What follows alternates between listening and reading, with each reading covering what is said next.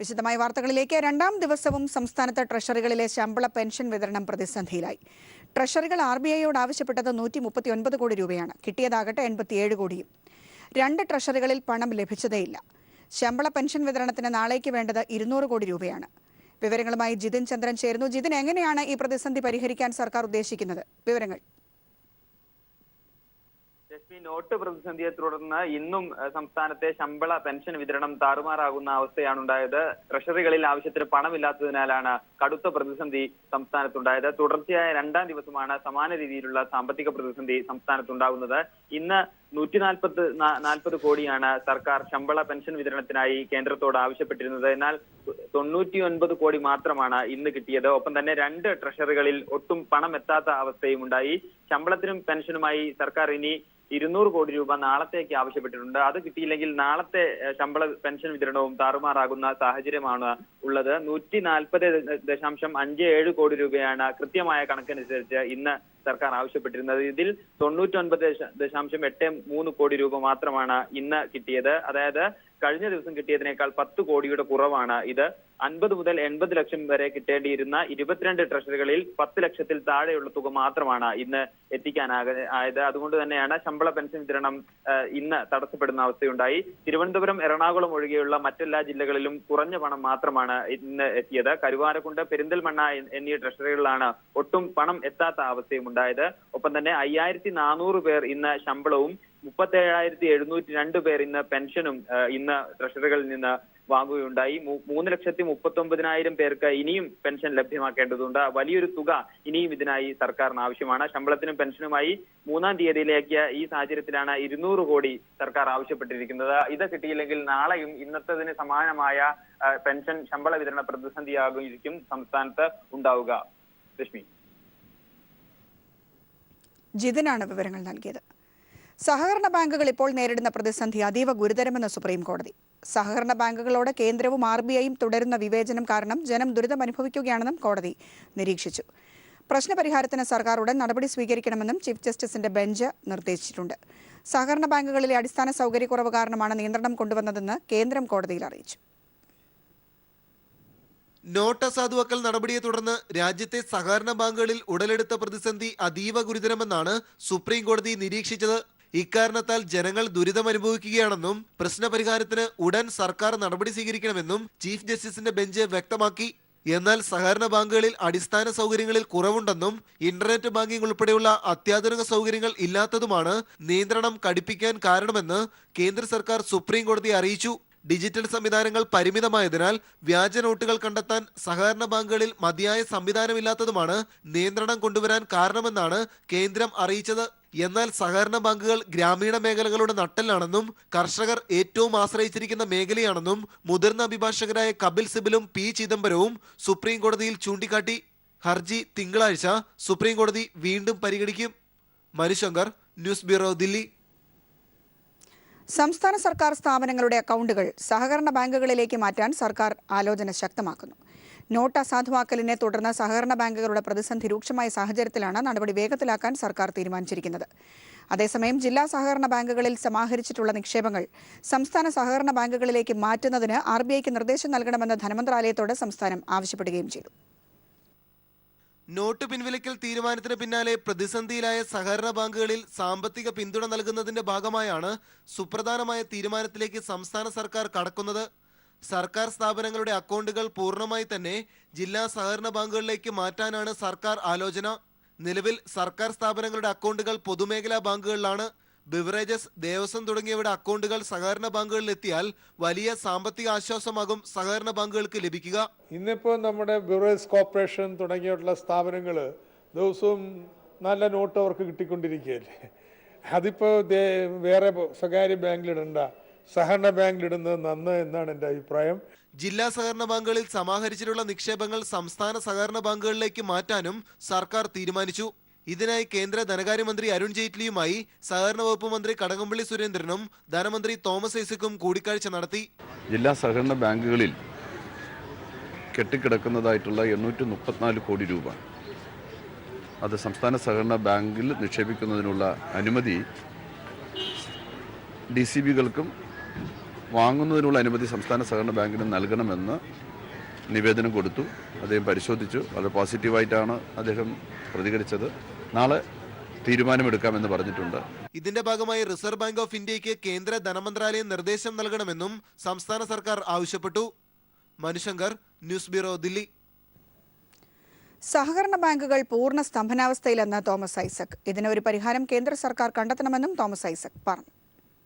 ഇപ്പോൾ നമ്മുടെ പ്രാഥമിക സഹകരണ ബാങ്കുകളുടെ പണം നമുക്ക് പണം സ്വീകരിക്കാനും വയ്യ, പണം പുറത്തേക്ക് കൊടുക്കാനും വയ്യ, പൂർണ്ണ സ്തംഭനമാണ്. എന്നാൽ അവിടെയുള്ള പണം അത് ജില്ലാ സഹകരണ ബാങ്കിലേക്ക് നിക്ഷേപിക്കുന്നതിനുള്ള അവകാശം അനുവദിച്ചു കഴിഞ്ഞാൽ നമുക്ക് ചെയ്യാൻ പറ്റും. അങ്ങനെയുള്ള ചില പ്രായോഗിക കാര്യങ്ങളെങ്കിലും കേന്ദ്ര സർക്കാർ ചെയ്യാൻ തയ്യാറാണ്. സർക്കാർ സ്ഥാപനങ്ങളിലെ അക്കൗണ്ടുകൾ സഹകരണ ബാങ്കുകളിലേക്ക് മാറ്റുമെന്ന് മന്ത്രി കടകംപള്ളി സുരേന്ദ്രൻ. ബെവ്കോ അക്കൗണ്ട് അടക്കം ജില്ലാ സഹകരണ ബാങ്കുകളിലേക്ക് മാറ്റും. ഇത് സംബന്ധിച്ച് RBIക്ക് നിർദ്ദേശം നൽകുന്നതിന് സംസ്ഥാന സർക്കാർ കേന്ദ്ര സർക്കാരിനോട് ആവശ്യപ്പെട്ടെന്നും കടകംപള്ളി സുരേന്ദ്രൻ ദില്ലിയിൽ പറഞ്ഞു. ജില്ലാ ബാങ്കുകളിൽ നിക്ഷേപിക്കപ്പെടുന്ന പണം സംസ്ഥാന സഹകരണ ബാങ്കിന് നൽകുകയാണ് പതിവ്. സംസ്ഥാന സഹകരണ ബാങ്ക് അത് സ്വീകരിക്കാനായിട്ട് തയ്യാറായില്ല. അത്തരമൊരു ഗൗരവതരമായിട്ടുള്ള പശ്ചാത്തലം ജില്ലാ ബാങ്കുകൾ നേരിടുന്ന സാഹചര്യത്തിലാണ് ഇന്നിപ്പോൾ ധനകാര്യമന്ത്രിയെ കണ്ട് 849 കോടി രൂപയും സംസ്ഥാന സഹകരണ ബാങ്ക് സ്വീകരിക്കണം, അതിനാവശ്യമായിട്ട് നിർദ്ദേശം RBIക്ക് നൽകണമെന്ന് ആവശ്യപ്പെട്ടത്. അതുമായി ബന്ധപ്പെട്ട നിവേദനം ഞാനും ഡോക്ടർ തോമസ് ഐസക്കുമായിട്ട് അദ്ദേഹത്തിന് നൽകി. അദ്ദേഹം വളരെ പോസിറ്റീവായിട്ടാണ് അക്കാര്യത്തോട് പ്രതികരിച്ചത്. നാളെ തന്നെ തീരുമാനമെടുക്കാൻ സാധിക്കുമെന്നാണ് അദ്ദേഹം പറഞ്ഞത്. നോട്ട് അസാധുവാക്കിയതിന് ശേഷം KSRTC മുമ്പെങ്ങുമില്ലാത്ത പ്രതിസന്ധിയിലൂടെയാണ് കടന്നുപോകുന്നതെന്ന് ഗതാഗത വകുപ്പ് മന്ത്രി AK ശശീന്ദ്രൻ. ശമ്പളവും പെൻഷനും നൽകുന്നതിനായി വായ്പ ലഭ്യമാക്കാൻ ധനകാര്യ സ്ഥാപനങ്ങളെയും ബാങ്കുകളെയും സമീപിച്ചിട്ടുണ്ട്. അടുത്ത ആഴ്ചയോടെ ജീവനക്കാർക്ക് ശമ്പളം നൽകാൻ കഴിയുമെന്നാണ് പ്രതീക്ഷിക്കുന്നതെന്നും AK ശശീന്ദ്രൻ പറഞ്ഞു. ഇങ്ങനൊരു ദുരവസ്ഥ ഇതിനു മുമ്പ് KSRTCയുടെ മുമ്പിൽ ഉണ്ടായിട്ടില്ല. നമുക്ക് ഈ കഴിഞ്ഞ പെൻഷനും ഈ 1-ാം തീയതിയത്തെ ശമ്പളവും കൊടുക്കണമെങ്കിൽ മാത്രമേ ഏതാണ്ട് ഒരു 100 കോടി രൂപയുടെ സഹായം ആവശ്യമുണ്ട്. ഞങ്ങൾ സംസാരിച്ചവർക്കെല്ലാം അത്രയും തരാൻ അവർക്കിപ്പോൾ സാധിക്കുന്നില്ല. അവർക്കും 50 കോടി രൂപയിൽ കൂടുതൽ വാങ്ങിക്കണമെങ്കിലും പ്രത്യേക അനുവാദം വേണം. അങ്ങനെ വന്നാൽ ഈ അടുത്ത ആഴ്ച ശമ്പളവും പെൻഷനും കൊടുക്കാൻ കഴിയണം എന്ന നിലയിലുള്ള ശ്രമങ്ങളാണ് നടത്തിക്കൊണ്ടിരിക്കുന്നത്. ഇത്തരം നടപടിക്രമങ്ങൾ പൂർത്തിയാക്കുന്ന കാര്യങ്ങൾ ക്രോഡീകരിക്കുന്നതിന് വേണ്ടി ട്രാൻസ്പോർട്ട് സെക്രട്ടറിയെ ചുമതലപ്പെടുത്തിയിട്ടാണ് ഇന്നലെ ഇപ്പോൾ നിൽക്കുന്നത്.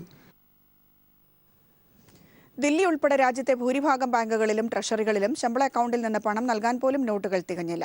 ഇതോടെ രാജ്യത്ത് 2ാം ദിനവും ജനങ്ങളുടെ ദുരിതത്തിന് കുറവുണ്ടായിട്ടില്ല. അതേസമയം പെട്രോൾ, വൈദ്യുതി, ജലം എന്നിവയ്ക്കായി പഴയ 500 രൂപ നോട്ടുകൾ നാളെ മുതൽ ഉപയോഗിക്കാനുമാകില്ല. ശമ്പളം അക്കൗണ്ടുകളിൽ വന്നതിന്റെ 2ാം ദിനവും ദുരിതത്തിന് കുറവുണ്ടായില്ല.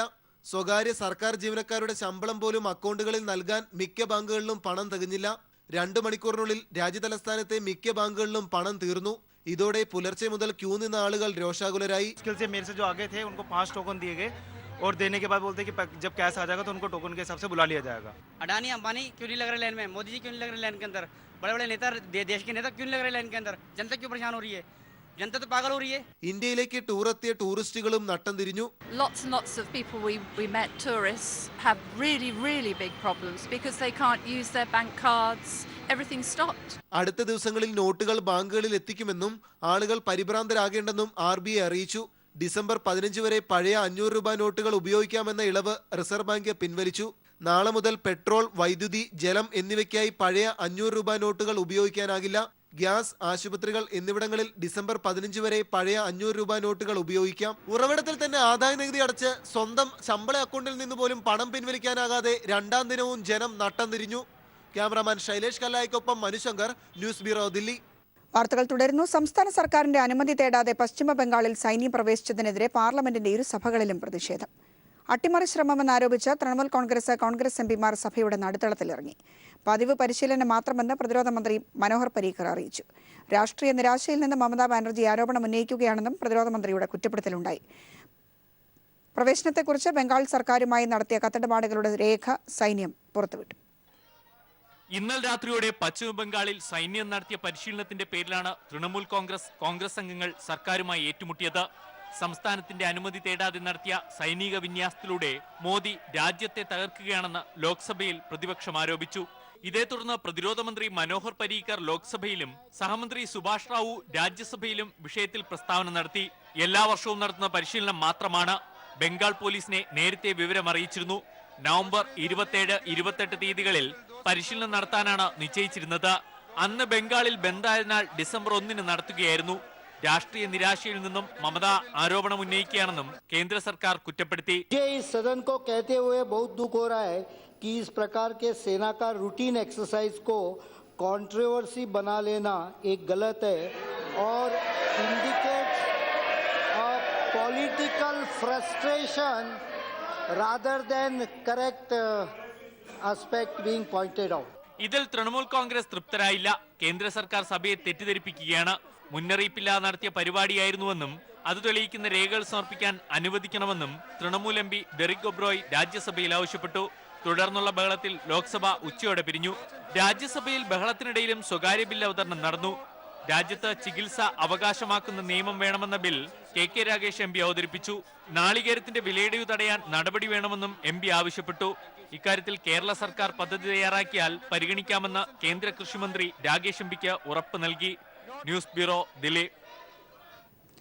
കറൻസി ക്ഷാമത്തിൽ ജനം നട്ടം തിരിയുന്നതിനിടെയും ദളിത് കുടുംബത്തിന് ബാങ്കിന്റെ ജപ്തി ഭീഷണി. തൃശൂർ കോവിലകത്തുപാടം സ്വദേശി കൊച്ചുണ്ണിയുടെ വീട്ടിലാണ് ജപ്തി നടപടിയുമായി ഉദ്യോഗസ്ഥരെത്തിയത്. നാട്ടുകാർ പ്രതിഷേധിച്ചതോടെ നടപടി പൂർത്തിയാക്കാനാകാതെ ഇവർ മടങ്ങിപ്പോയി.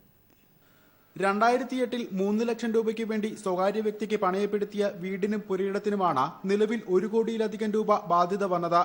പണം തിരികെ നൽകുമ്പോൾ രേഖകളും നൽകാമെന്ന ഉറപ്പിലാണ് വായ്പയെടുത്തത്. എന്നാൽ കൊച്ചുണ്ണിയുടെ കുടുംബത്തെ അറിയിക്കാതെ പണമിടപാടുകാരൻ നഗരത്തിലെ ന്യൂ ജനറേഷൻ ബാങ്കിൽ നിന്ന് കോടികൾ വായ്പയെടുത്തു. പലിശയുൾപ്പെടെ 1.5 കോടിക്കടുത്ത തുക അടയ്ക്കണമെന്ന് അറിയിപ്പ് ലഭിച്ചപ്പോഴാണ് കെണി വ്യക്തമായത്. ഇന്ന് രാവിലെ ജപ്തി നടപടികൾ ആരംഭിച്ചതോടെ നാട്ടുകാർ രംഗത്തെത്തി. സാധാരണ ജനങ്ങളെ പറ്റിക്കാമെന്നുള്ളൊരു ധാരണയോട് കൂടിയിട്ടാണ് മുന്നോട്ടുള്ള പോക്ക് എന്നുണ്ടെങ്കിൽ ഒരു സംശയവും വേണ്ട. ഇവരുടെ കൂടെ ഞങ്ങളെല്ലാവരും ഒരു കക്ഷി രാഷ്ട്രീയ ഭേദമന്യേ ഈ ചെമ്പുകാവിലുള്ള എല്ലാ ആൾക്കാരും ഇവരെ പിന്നിൽ നിന്നുകൊണ്ട് ഇവർക്ക് വേണ്ട എല്ലാ പിന്തുണയും ഞങ്ങൾ കൊടുക്കും. ഇതോടെ ഉദ്യോഗസ്ഥർക്ക് നടപടി പൂർത്തിയാക്കാനാവാതെ മടങ്ങേണ്ടി വന്നു. ഭൂമിയുടെ രേഖകൾ കൈവശപ്പെടുത്തിയ സ്വകാര്യ വ്യക്തിക്കും ബാങ്കിനുമെതിരെ നടപടി ആവശ്യപ്പെട്ട കുടുംബം മുഖ്യമന്ത്രിക്ക് പരാതി നൽകും. News bureau, Thrissur. നോട്ട് അസാധുവാക്കൽ നടപടി മൂലമുണ്ടാകുന്ന ദുരിതത്തിൽ ജനങ്ങൾ വലയുമ്പോൾ കേന്ദ്രമന്ത്രിമാരടക്കമുള്ളവർ കൈവശം വെച്ചിരിക്കുന്നത് ലക്ഷക്കണക്കിന് രൂപയുടെ പണം. മാർച്ച് 31 വരെയുള്ള കണക്കുകൾ ഇക്കാര്യം വ്യക്തമാക്കുകയാണ്. പ്രധാനമന്ത്രി മോദിക്കൊപ്പം നോട്ട് അസാധുവാക്കിയതിന് നേതൃത്വം നൽകിയ ധനമന്ത്രി അരുൺ ജെയ്റ്റ്ലിയുടെ പക്കലുള്ളത് 65 ലക്ഷം രൂപയാണെന്നത് Commonwealth human rights initiative report ചെയ്യുന്നു. പ്രധാനമന്ത്രി പ്രഖ്യാപിച്ച കറൻസി രഹിത സമ്പദ് വ്യവസ്ഥയോട് മന്ത്രിമാർക്ക് വലിയ താൽപര്യമൊന്നുമില്ലെന്നാണ് ദേശീയ ദിനപത്രമായ ദ ഹിന്ദു പ്രസിദ്ധീകരിച്ച കോമൺവെൽത്ത് ഹ്യൂമൻ റൈറ്റ്സ് ഇനിഷ്യേറ്റീവിന്റെ റിപ്പോർട്ട് വ്യക്തമാക്കുന്നത്. പ്രധാനമന്ത്രിയടക്കം നിലവിലുള്ള 76 മന്ത്രിമാരിൽ 40 പേർ മാത്രമാണ് കൈവശമുള്ള പണം സംബന്ധിച്ച വിവരം വെളിപ്പെടുത്തിയിരിക്കുന്നത്. ധനമന്ത്രി അരുൺ ജെയ്റ്റ്ലിയാണ് ഇക്കാര്യത്തിൽ മുന്നിൽ. ഈ വർഷം മാർച്ച് 31 കണക്കുകൾ അനുസരിച്ച് ബാങ്ക് നിക്ഷേപങ്ങൾക്ക് പുറമെ 65.29 ലക്ഷം രൂപയാണ് ജെയ്റ്റ്ലിയുടെ കയ്യിലുള്ളത്. സ്വതന്ത്ര ചുമതലയുള്ള സഹമന്ത്രി ശ്രീപദ് യശോ നായികിന്റെ പക്കൽ പണമായുള്ളത് 22 ലക്ഷം രൂപയാണ്. ആഭ്യന്തര സഹമന്ത്രി ഹൻസ്രാജ് ആഹിറിന്റെ കൈവശം 10 ലക്ഷത്തിലേറെ രൂപയുണ്ട്. പ്രധാനമന്ത്രി നരേന്ദ്രമോദിയുടെ കൈവശമുള്ളത് 89,700 രൂപയാണെന്നും റിപ്പോർട്ടിൽ പറയുന്നു. 15 മന്ത്രിമാരുടെ പക്കൽ 2.5 ലക്ഷത്തിൽ കൂടുതൽ പണമായി കൈവശമുണ്ട്. അതേസമയം 23 മന്ത്രിമാർ പറയുന്നത് അവരുടെ കയ്യിൽ 2 ലക്ഷം രൂപയിൽ താഴെ പണമേ ഉള്ളൂ എന്നാണ്. പ്രതിരോധ മന്ത്രി മനോഹർ പരീക്കർ, ഗതാഗത മന്ത്രി നിതിൻ ഗഡ്കരി, ജലവിഭവ മന്ത്രി ഉമാഭാരതി തുടങ്ങിയവരൊന്നും പ്രധാനമന്ത്രിയുടെ ഓഫീസിനോട് സ്വത്ത് വിവരം വെളിപ്പെടുത്തിയിട്ടില്ല. സ്വത്ത് വിവരം സംബന്ധിച്ച് എല്ലാ വർഷവും കേന്ദ്രമന്ത്രിമാർ പ്രധാനമന്ത്രിയുടെ ഓഫീസിന് കണക്കുകൾ നൽകണമെന്നാണ് നിർദ്ദേശം. National desk. വാർത്തകളിലേക്ക്. പി സ്കൂളിൽ മതവിദ്വേഷം വളർത്തുന്നതും നിയമവിരുദ്ധമായ സിലബസ് പഠിപ്പിച്ചുവെന്ന കേസിൽ 3 പേർ അറസ്റ്റിൽ. വിവാദ പുസ്തകം അച്ചടിച്ച മുംബൈ പ്രസാധക സ്ഥാപനത്തിലെ പ്രസിദ്ധീകരണ വിഭാഗത്തിന്റെ ചുമതലയുള്ളവരാണ് അറസ്റ്റിലായത്. ഈ സ്ഥാപനം അധ്യാപകർക്ക് പരിശീലനവും നൽകിയിരുന്നുവെന്ന് കണ്ടെത്തിയിട്ടുണ്ട്. എറണാകുളം അസിസ്റ്റന്റ് കമ്മീഷണറുടെ നേതൃത്വത്തിൽ ചോദ്യം ചെയ്യലിന് വിധേയമാക്കുന്ന ഇവരെ നാളെ കോടതിയിൽ ഹാജരാക്കും. നിയമവിരുദ്ധമായ സിലബസ് പഠിപ്പിച്ചതിനും അനുമതിയില്ലാതെ സ്കൂൾ നടത്തിയതിനും പീസ് ഇന്റർനാഷണൽ സ്കൂളിനെതിരെ കേസെടുത്തിരുന്നു. ഇതിന്റെ തുടരന്വേഷണത്തിന്റെ ഭാഗമായാണ് അറസ്റ്റ്. ലത്തീൻ സമുദായ സംഗമത്തിന് നാളെ ആലപ്പുഴയിൽ തുടക്കം. കേരളത്തിലെ 12 രൂപതകളിൽ നിന്നായി ലക്ഷക്കണക്കിന് സമുദായാംഗങ്ങൾ സംഗമത്തിൽ പങ്കെടുക്കും. ഞായറാഴ്ച വൈകിട്ട് നടക്കുന്ന സമാപന സമ്മേളനം മുഖ്യമന്ത്രി പിണറായി വിജയൻ ഉദ്ഘാടനം ചെയ്യും. തീരദേശ പരിപാലന നിയമമടക്കം മത്സ്യത്തൊഴിലാളികൾ നേരിടുന്ന പ്രശ്നങ്ങൾ സംഗമം ചർച്ച ചെയ്യും.